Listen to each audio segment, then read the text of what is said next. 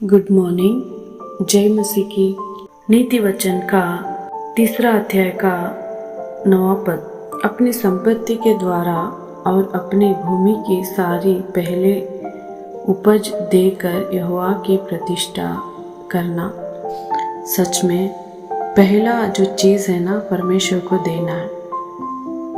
पहला भूमि का जो भी उपज होता है वो परमेश्वर को देना है, और जो भी हम लोग कमाते हैं उसमें से परमेश्वर को देना है। परमेश्वर देने का यहाँ पे शिकार है। क्यों परमेश्वर को जरूरत है? परमेश्वर के पास सब कुछ है ना, उस शक्तिशाली है ना, सामर्थ है ना, फिर हम क्यों देना है परमेश्वर को बोलकर बहुत सारे लोग पूछते रहते हैं। परमेश्वर को देना है प्रियो।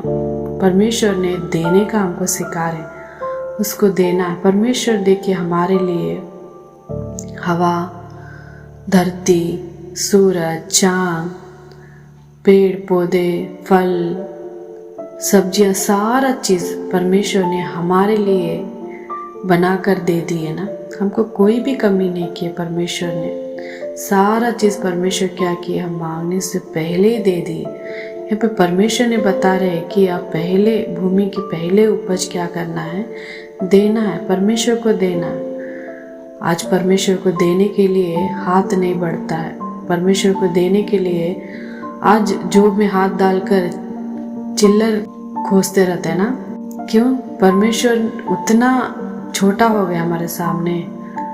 मतलब 10 रुपये 20 रुपये देने के लिए भी वो दिक्कत से देते हैं। देना है हमारे जीवन में। परमेश्वर ने हमारे जीवन में बहुत सारी चीज़ों को दिए हैं, तो उसमें से कुछ चीज़ें परमेश्वर को हम देना है। आज ब्यूटी पार्लर गए तो बाप रे इतना पैसा लगाएंगे अच्छा होने के लिए, सजने के लिए कितना पैसा लगाते हैं, है कि नहीं। होटल गए तो पैसा नहीं देखते, अच्छा अच्छा चीज़ें देखते, खाने के बाद कितना भी होगा ना उसको दे देते हैं। मतलब शरीर के लिए इतना हम लोग पैसा लगाते हैं, वही परमेश्वर के चरणों में आ जाते हैं, गली से आ जाते हैं। तो जब दान देने का एक समय आ जाएगा तो हमारा हाथ 10 रुपये 20 रुपये खोजते रहता है ना। मैं ये नहीं बता रही कि आपके पास जितना है सब कुछ परमेश्वर को देना, ये नहीं है। आपको परमेश्वर जितना दिए उसमें से कुछ चीज़ें, कुछ परमेश्वर को क्या करना है, देना बहुत ज़रूरी है। बाइबल में एक विधवा स्त्री है, जब परमेश्वर के जो सेवा करने वाले भक्त उनके घर में आ जाते हैं तो विधवा थोड़ा ही आटा रहता है, उससे रोटी बनाकर एलिया को देती है। एलिया खाकर बहुत आशीष उस स्त्री को देते।